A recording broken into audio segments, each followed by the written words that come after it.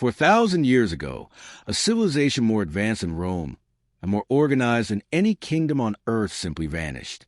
No war records, no final messages, just empty streets and silence.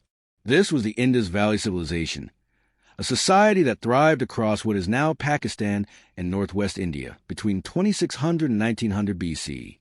While the rest of the ancient world still huddled in huts, the Indus people engineered brick homes with private toilets, covered sewers, and perfectly straight streets. There were no kings, no palaces, no sprawling armies, just a civilization running on cooperation, order, and astonishing urban planning. At its peak, this civilization spanned 1 million square kilometers, trading across oceans and deserts alike. Their ships carried cotton, beads, and spices to Mesopotamia, returning with silver, lapis lazuli, and ideas from far-off lands.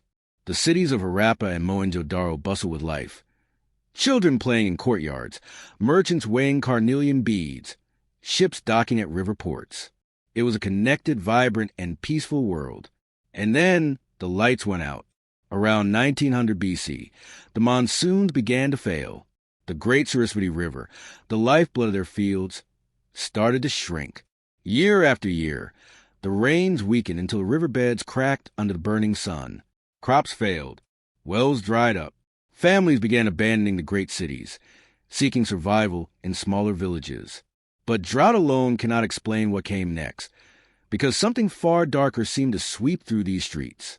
When archaeologists unearthed Mohenjo-Daro, they found skeletons lying in the roads, some with signs of violent blows, others with no wounds at all. Many appear to have died suddenly, as if struck down in the middle of daily life. Some researchers have theorized an invasion, but there are no burned fortresses or mass graves of warriors. Others suspect a deadly plague, perhaps bred in the very drainage systems that once made the city so clean. Imagine the pride of your engineering turning into the instrument of your downfall.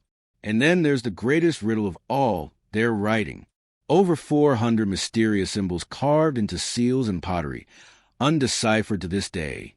Linguists have tried for decades. Supercomputers and artificial intelligence have scanned and compared every character. Still, no breakthrough. What if those symbols hold the truth of their end?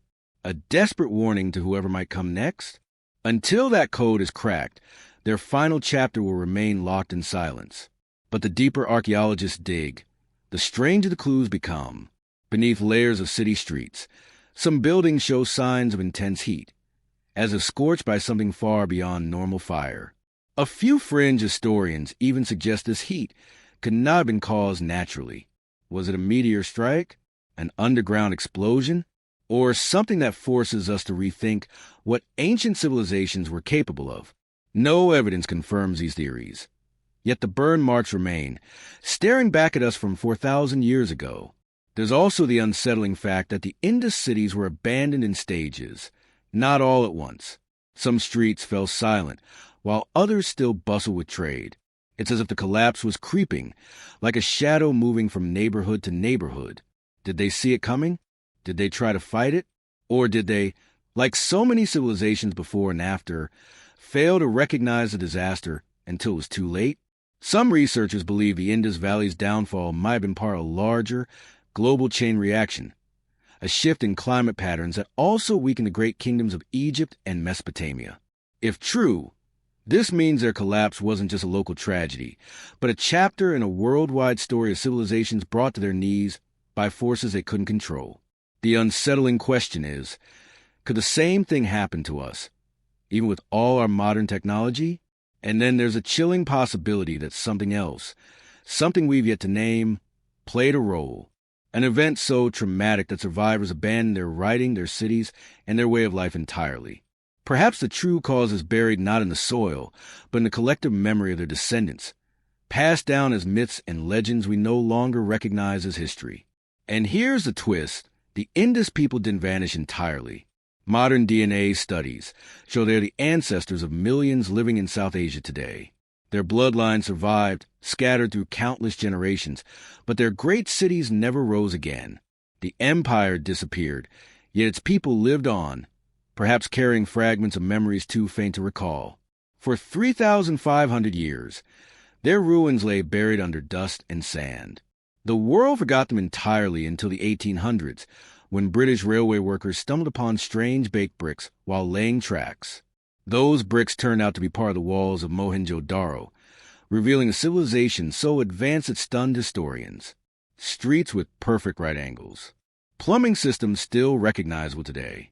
And an eerie absence of the very things we associate with ancient empires. No palaces, no royal tombs, no war monuments. The Indus Valley leaves us with lessons written in silence. They mastered urban life without kings or armies. They thrived without the conquest and brutality that fueled other empires. Yet even a peaceful, advanced civilization can crumble when nature turns against it, or when an unseen force strikes from within. The only trace they left is in their ruins and in the blood of their descendants. And if you think this collapse is strange, wait until you hear about the civilization that imploded in just one summer. Click the video on your screen now, and prepare yourself for a story that might just rewrite what you think you know about the fragility of human greatness.